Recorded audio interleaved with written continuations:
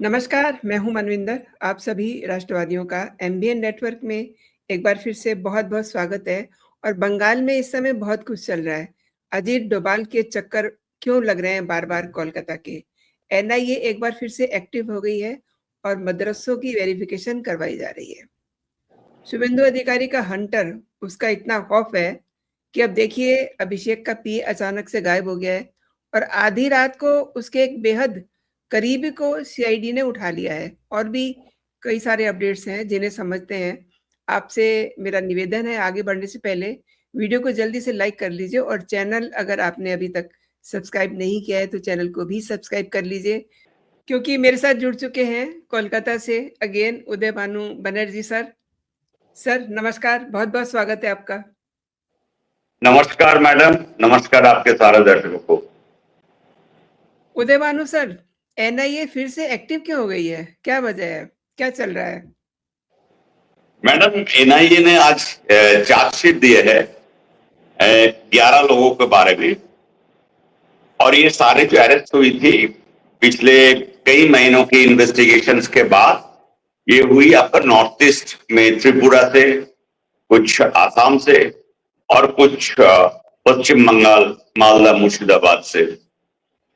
अब इनके ऊपर चार्जशीट क्या है वो ज्यादा इंपॉर्टेंट है। चार्जशीट ये है, ये लोग अपना स्लीपर सेल बना रहा था। जी। एक अंसारुल जमात करके एक बांग्लादेश का एक स्क्वाड है जो बेसिकली एफिलिएटेड जो है आईएसआईएस, और इसके पास जो है पैसा फंडिंग बहुत आता है आईएसआई से और अलकायदा से भी ये जुड़े हुए हैं। तो ये लोग क्या काम कर रहे हैं ये सुन के आप बिल्कुल चकित हो जाएंगे। इनके काम था तो रेडिकलाइजेशन, मदरसा में क्या चलता है आपको मालूम है, सारे देशों को मालूम है, स्पेशली जो अनरजिस्टर्ड मदरसा जो है इतने बॉर्डर पे जो बनाए हुए हैं। लेकिन इसके साथ साथ ये सोशल मीडिया प्लेटफॉर्म में भी काफी एक्टिव थे और इनके तार जुड़ते हैं मैडम। जो चार्जशीट जिन लोगों को अरेस्ट किया था और चार्जशीट हुआ, इसके साथ तार भी जुड़ते हैं एसआईआर को लेकर के। कैसे? आपको मालूम होगा जब एसआईआर चल रहा था वेस्ट बंगाल में, उस दौरान हमारे नेशनल सिक्योरिटी एडवाइजर श्रीमान अजीत डोभाल जी 2-3 बार आए थे यहाँ पे। सारे सिक्योरिटी एजेंसीज, मतलब मिलिट्री इंटेलिजेंस, बीएसएफ के इंटेलिजेंस, आईबी, रॉ, एनआईए सब मिलके इनका काफी मीटिंग चली। एक बार नहीं, कई बार चली। एसआईआर के दौरान आपको मालूम है 27 लोगों को करीब नाम जो है डिलीशन में चले गए थे और इसमें से करीब 20-22 लोग जो है सिर्फ 2 डिस्ट्रिक्ट का, जो मालदा और मुर्शिदाबाद का। इन लोगों का काम जो था, जिन लोगों को अरेस्ट किया, इन लोगों का काम था इसी लोगों को, ये लोग क्योंकि बड़े सेंसिटिव मामला था, क्योंकि ये सारे जो है बांग्लादेशियों यहाँ पे घुसपैठ जो है इतने साल से बैठे हुए थे, वोट भी दे रहे थे, सरकारी सारे जो है लाभ ले रहे थे और बल्कि एक प्रकार के लाभार्थी थे। और बहुत लोग अभी तो पकड़ में आ रहे हैं जो ये कितने साल से ये लोग कितने पैसा ये लोग लूटे। एक तो ये लोग को बड़ा अच्छा तरीका था, ये मौका था इन लोगों को बरगलाने, रेडिकलाइजेशन। तो ये लोग कुछ है बढ़िया तरीके से ये सारे मदरसा और जितने जो बॉर्डर में बने हुए हैं, और सारे ये सिर्फ वेस्ट बंगाल में नहीं, इन लोगों को, कुछ लोगों को लिया गया था त्रिपुरा में, कुछ लोगों को यहां से ले गए थे आसाम में। और 2 आदमी खास करके जिनके नाम सामने आए, एक त्रिपुरा से अरेस्ट हुआ और एक गुवाहाटी आसाम से। इन दोनों को जो इंटरोगेशन किया तो पता चला इन लोगों का काम ही था स्लीपर सेल बनाने का, जो बल्कि एक पूरा नेटवर्क एनआईए ने सामने ले आया। और इसी के चलते ये सारे डेवलपमेंट देश के सुरक्षा के लिए पश्चिम बंगाल में इतने सालों के बाद, करीब 50 सालों के बाद एक राष्ट्रपति सरकार आए ये जो भाजपा सरकार यहाँ पे आए, तो अभी देखिए ये सरकार को लेकर के बांग्लादेश असेंबली में भी चर्चा चल रहा है। क्या चल रहा है? जो शुभेंदु जी को रोकिए, ये हमारा रिश्ता खराब कर रहे हैं। हमारा बीच में जो भाईचारा था इतने साल से, ये शुभेंदु जी जो कर रहे हैं, इसके चलते वो भाईचारा खतरे में है। मैडम, कोई भाईचारा नहीं है। ये जो है, ये लोग अभी सब जो है, इन लोगों को पीछे आग लगी हुई है। नहीं तो अब बताइए, वेस्ट बंगाल इलेक्शंस को लेकर के उधर डोनाल्ड ट्रंप कांग्रेचुलेशन देते हैं, इधर जो है बांग्लादेश असेंबली में इसको लेकर के चर्चा होता है। उसके बाद कुछ लोग जो है जबरदस्ती बांग्लादेश बॉर्डर गार्ड उनको घुसाने की कोशिश करते हैं। 10-15 दिन के पहले की बात है, ठीक है। और बीएसएफ इस बीच जो शुभेंदु जी जब से आए, पहला काम उन्होंने किए, बीएसएफ को जमीन देना शुरू कर दिए। ये सब लेकर के क्या दर्शाते हैं बताइए? पूरा एक राष्ट्रीय नीति के तहत ये सिक्योरिटी का काम चल रहा है। इसमें कोई एक आदमी इसमें नहीं है।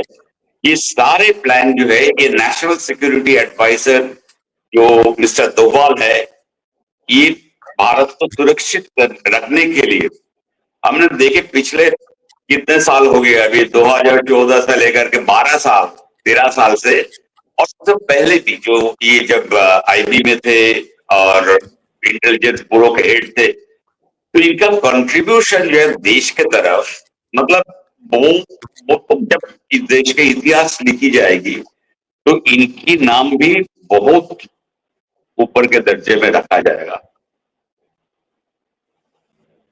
और उदय सर, मदरसों की वेरिफिकेशन और ये बजट, इसका क्या कनेक्शन है? और मैं ये भी समझना चाह रही हूँ कि डोभाल साहब के अब जो रिसेंट जो उनके दौरे हो रहे हैं वहाँ पे, क्या मदरसों से भी कोई कनेक्शन है? प्लस मदरसों का अब जो बजट है उससे कोई कनेक्शन है? जब हम बजट को बहुत बारीकी से देखते हैं तो दो चीज बड़े मतलब अपने आप जो है हमारा ध्यान आकर्षित किया। पहला चीज इन्होंने क्या किया, ममता बनर्जी का सरकार ने मदरसों का एलोकेशन मुस्लिम एजुकेशन के लिए 5,612 करोड़ एलोकेट किए थे, जो शुभेंदु जी ने करीब 60% घटा दिए।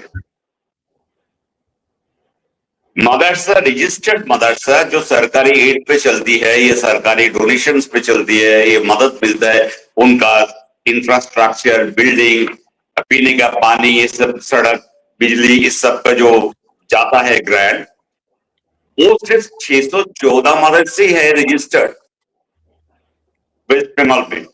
ये नंबर जब आप देखिएगा 614 कहां, और पश्चिम बंगाल में अनरजिस्टर्ड मदरसा, जिस टाइम में सीपीएम गवर्नमेंट था, मतलब 2011 से पहले, उस टाइम के चीफ मिनिस्टर बुद्धदेव बाबू ने यहाँ के एक सर्वे कराए थे, और उस टाइम में करीब 20-22 हजार जो है अनरजिस्टर्ड मदरसा, जिसको खारिजी मदरसा कहते हैं, वो पाया गया था।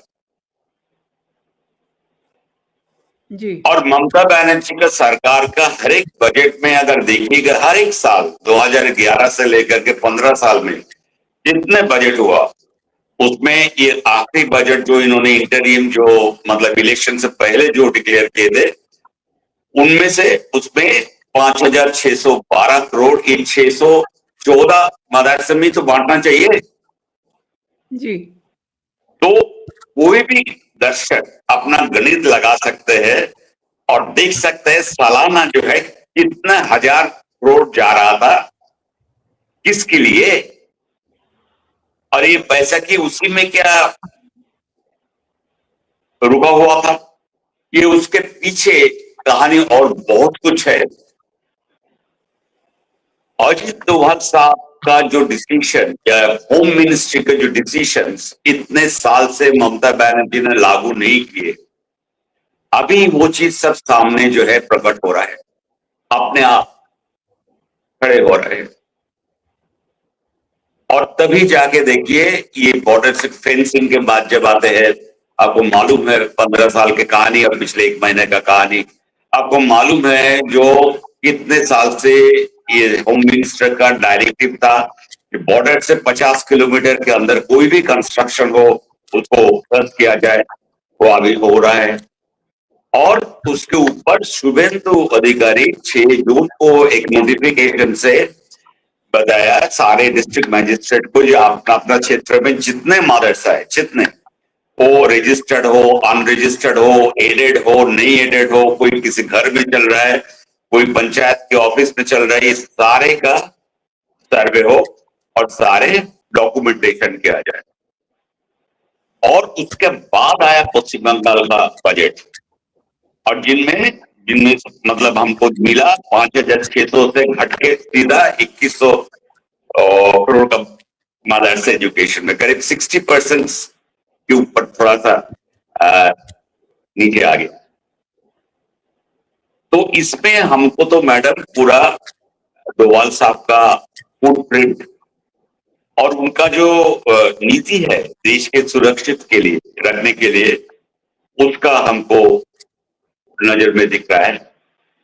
एक बजट का और एक बहुत बड़ी पहलू है, नॉर्थ बंगाल, आपको मालूम होगा पिछले कई दशकों से सबसे निग्लेक्टेड एरिया था वेस्ट बंगाल का, और उसी नॉर्थ बंगाल में आता है आपको चिकन नेक, उसी नॉर्थ बंगाल में आता है बांग्लादेश से बड़ा सटा हुआ जो एयरपोर्ट है जिसमें चाइना अपना एयर स्ट्रिप बना रहा है, लालमनिरहाट, ये सारे अलीपुर द्वार, दिनाजपुर, सिलीगुड़ी कॉरिडोर, इस सब को लेकर के पिछले कई सालों से हम लोग देखिए पूरा देश भर में चर्चा हो रहा है, बहुत डिबेट हो रहा है, लेकिन असली काम कुछ हुआ नहीं। अभी बजट में जो है नॉर्थ बंगाल के लिए स्पेशल एलोकेशन हुआ, और उसमें कौन कौन डिस्ट्रिक्ट आया, दार्जिलिंग, जलपाईगुड़ी, सिलीगुड़ी, दिनाजपुर, अलीपुर द्वार, बालूर, ये सारे कुछ बिहार, मतलब आप सोचिए ये सारे बॉर्डर आता है आपका बांग्लादेश, भूटान, नेपाल, और पीछे कई पॉडकास्ट पीछे हमने बात किए थे जो डोकलाम को लेकर के, अभी इतना फंड के मतलब क्या है। और मैंने खुद पीछे गए थे सिलीगुड़ी कॉरिडोर में, तब आपको बताए थे, या हमको लगता है यहाँ पे बहुत जबरदस्त इंफ्रास्ट्रक्चर का डेवलपमेंट होने जा रहा है, और वही हुआ।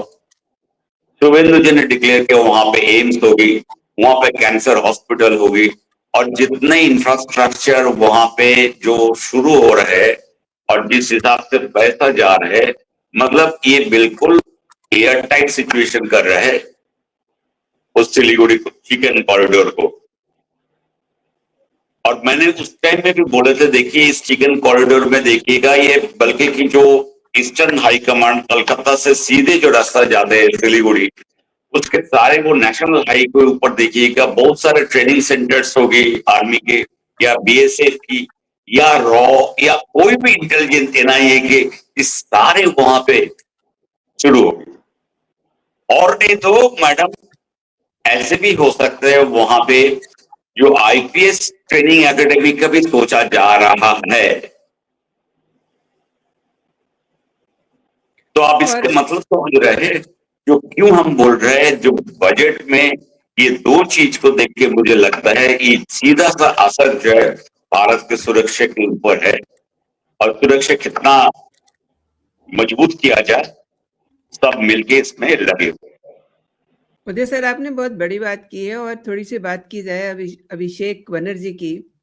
उनका पीए सुमित राय, उसकी पुलिस को तलाश है और इनके खिलाफ नोटिस जारी है कि ये देश छोड़ के जा नहीं सकते सुमित राय।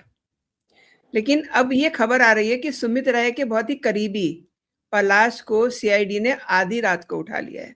ये सारा मामला क्या है? एक लाइन में आज का डेवलपमेंट मैं बता देता हूं मैडम जी।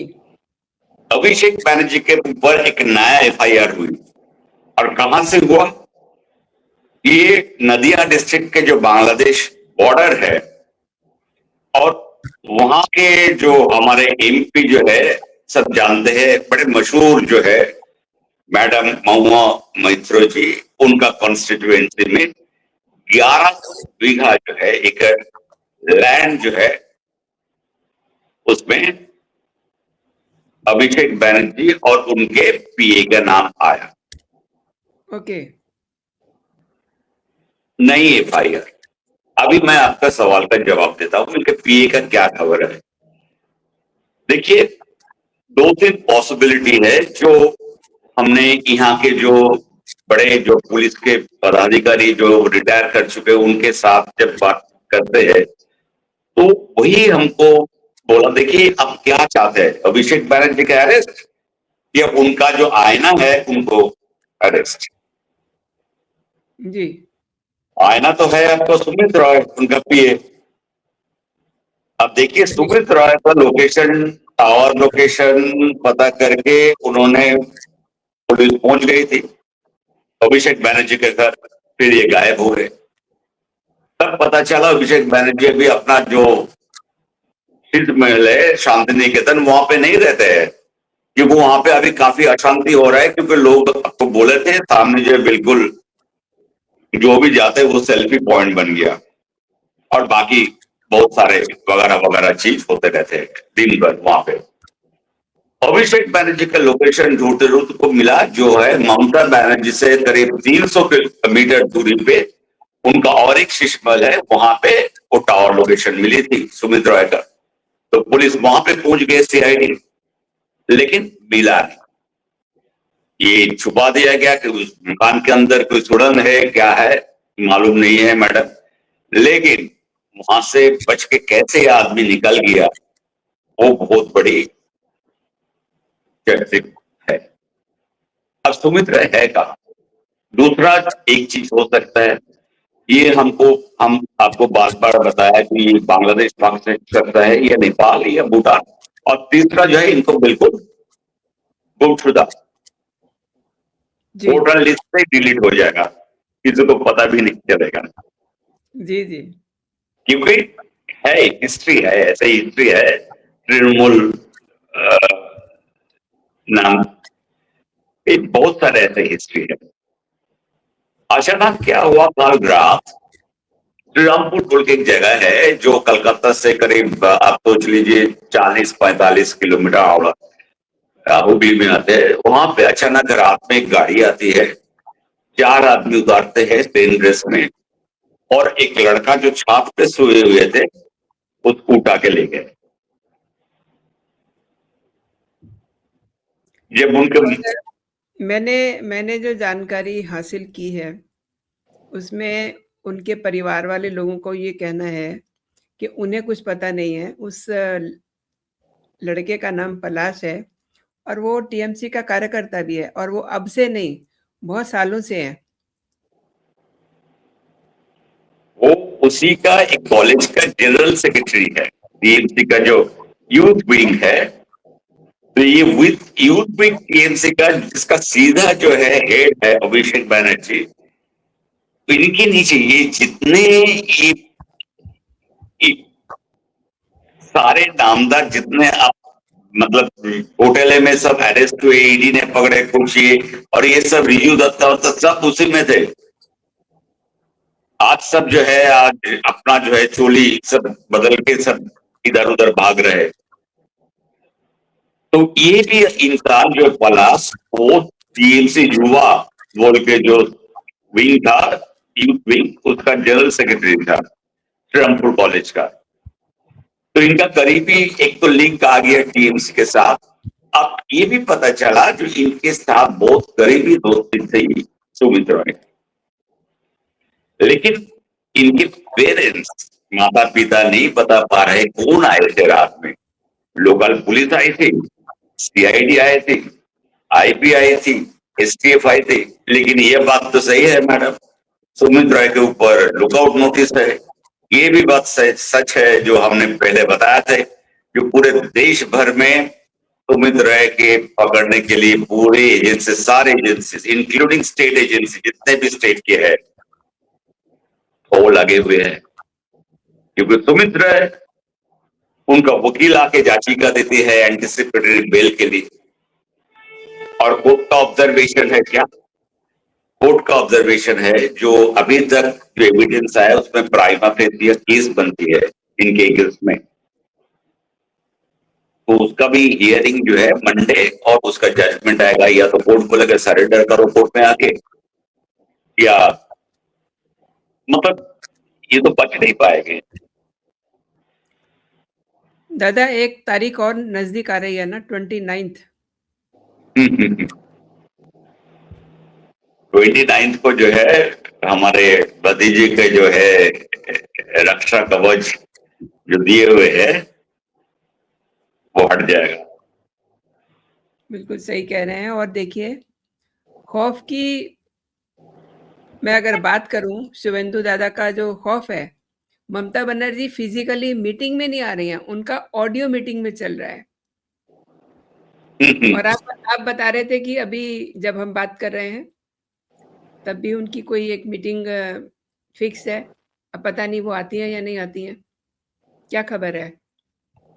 उन्होंने आज वो ऑडियो मीटिंग में सुनने में आया, वो बोल रहे हैं जो अगर आपके माँ अगर बीमार हो क्या आप छोड़ के जाओगे? आप सोचिए कि इनकी हालत क्या है। जी, ये इमोशनल अपील कभी सुने ममता बनर्जी का? हमने तो नहीं सुने 15 साल में कभी। और इनके तरफ से बोला गया, जो रिजर्व प्रथा का तृणमूल जो है उसको बोला गया ये आखिरी मौका है, आप लोग वापस आ जाओ, क्योंकि इसके पीछे और एक कारण है मैडम। मंडे मालूम है आपको यूसीसी का बिल होनी है, अगर उसमें तृणमूल के अंदर क्रॉस वोटिंग होते, ऐसे भी तो वोटिंग हो नहीं हो, कोई वॉकआउट कर दे नहीं करे, कोई विरोध करे, इनके पास नंबर है, बिल तो पारित हो जाएगी। लेकिन अगर क्रॉस वोटिंग होते हैं, तृणमूल के अंदर ही दोनों गुट के बीच अगर मतभेद हो जाती है तो बहुत बड़ा मुंह काला हो करने लायक सिचुएशन हो जाएगा।